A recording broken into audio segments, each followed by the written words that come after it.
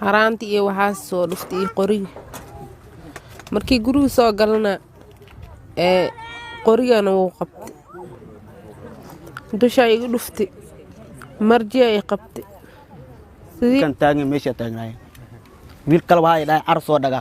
raxmatullaahi tacaala barakaatu kulanti waana wanaagsan daawadayaal ma kasoo dunida daafiyada ka joogtaan waa mar kale clip cusub halkaad iga daawanaysaan ama aad iga dheeganaysaan waa bartaan youtube-ka ku leeyay hodan fashion walaashin hodan fashion aad la soo dhawaada dhamaantiin waxaan ka codsanayaa fadlan channelka ku cusub tahay inaad subscribe saartid kamaleeysa si aad nooga mid noqotid baad ugu mahadsan tahay intaa kadib waxaan ku leeyahay farahna dhaqdhaqaajiya liftan ugu dhiirigeli aad baad ugu mahadsan tahay intaa kadib waxaan inoo wadaa hooyo Soomaaliyeed oo 9 bilood ah oo intuu qaxaatay kufsaday wala hawla wala quwwata subhanallah kami jeena kaminana inna lillahi wa inna ilayhi raaji'uun wax walba adduunka waad arki doontaa adduunyada hadda dima weydo wax walba waad arki doontaa waa hooyo Soomaaliyeed oo xaamilo ah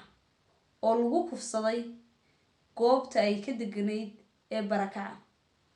intuu waliba ninku u soo galay qaatay soo kufsaday waxaynu arki jirnay ciyaal yar oo la kufsado waxaynu arki jirnay ilmo yar oo la kufsado sabiya hadda waxay maraysaa maatidii way soo gudubtay waxay maraysaa gabadhan oo ooriye oo saygeedii ama sawjkeedii la joogo in la kufsado wanacuudi billaah waxyaabaha laga ducaysto runtii bal hooyadan xaamilada bal aynu wada daawan haraantii iyo waxaas soo dhuftay iyo qoriga markii guriga soo galna qorigana wuu qabtay qorigii ani ninkay qabtay ninkan waa lagu qabtay anna waa laga qabtay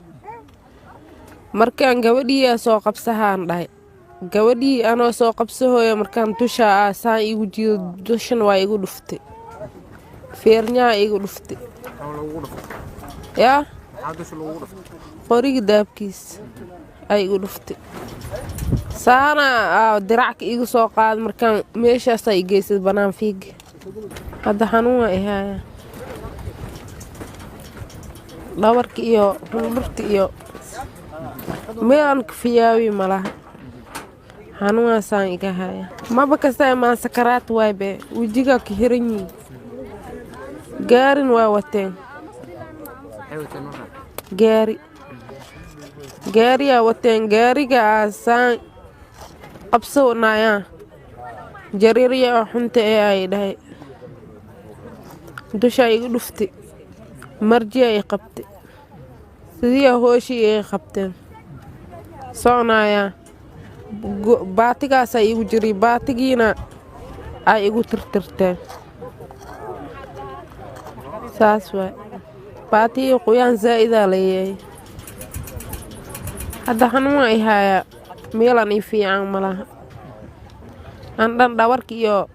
hundurta iyo qaska dhan waa iga xanuun maxamed cumar abuukar oo ah sayga haweeneydan kufsiga iyo dilka loo geystay oo kamid ah dadka baahiyaha gaarka ah qaba isla markaana goobjoog u ahaa dhacdada oo la hadlay telefishinka Somali Cable ayaa ka sheekeynaya sida ay ula dhaqmeen raggii kufsiga u geystay xaaskiisa oo uur lahayd nimanka la iimaanayeen saadii iimaadeen 9 saabiina way iimaadeen 9 saabiina saadii iimaadeen albaabka waa soo garaaceen waa lagu soo furay qurbaadkiis baf albaabkiisa adal soo furay waa soo fadhiistay gabartiin waa soo fadhiistay kolku duwa maqashina nimankiina nin hebel ma dhax karn waxaan jira tuuti wajigana masqar way nin hebel way ma dhax karna mijiro makasno ronat waxa wadadeena oo cad banaankana u yaalay waxa ku qoyana 4 nimood hal shafeer yana 3 ciidan oo tuutaysa 3 ciidan gabadha ilbahan kii kale mid magaasha la meesha oo wiilkan taagan meesha taagnaay wiil kale waxa ay dhahay ar soo dhaga ana ku tusaa booska ku soo kacay maxay ku sheegeen marka maxay ku sheegeen wal ihad maad ii sheegan bijirta gabarta banaan jeesan waa ku dhaqaalaysan sidoo kale halkan aan ku suganahay waa goob aan sidaas ugu fogeen guriga xaawo Shariif oo ah gabadha dhacdadan ay ku dhacday isla markaana halkan hadda dima weydo wax walba waad arkaysaa tanna waynu sugaynay in hooyo xaamila wad wada arkaysaa waxaan ka oran kara mare wad wada aragtaan wad u jeedaan inay tahay hooyo xaamilo ah oo ay tahay hooyo sidkeedu buuxo 4 nin oo hubaysan oo weliba tuuto ku hubaysani intay usoo dhaceen intay qaateen waxay doonaan ay ku sameeyeen bal qiyaas hooyadaas xanuunka ay marayso waxaynu wada ognahay gabadhu marka ay xaamilada tahay inay ka dhib badan tahay ama ay ka xanuun badan tahay wax kasta waxaa runtii ayaan daraa ama lala yaaba waxa ay tahay hooyada 9 bilooda ninka damcay ama hunguri ka galay ama hungureeyayba ina lillaah wanu kasii darayna iyaa la kufsado iyo way dhaaftay sheekadii waxay sheekadii maraysaa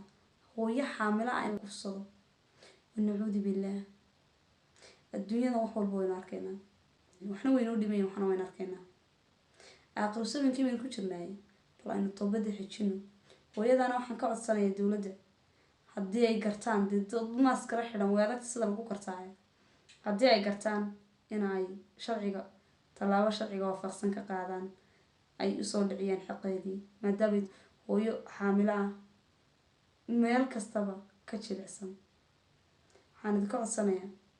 inaad hooyada usoo duceysaan inuu ilaahay ka dhigo hooyo kala timaada 4 indhood is eegayana alla inuu ka dhigo wixii ku dhacayna alla dambi dhaaf uga dhigo aynu soo ducaynaynaa intaan kan mid xiga ku kulmi doono waxaan leeyahay oo walaashin hodan idin leh aad baan idin salaamayaa waa salaamatihiin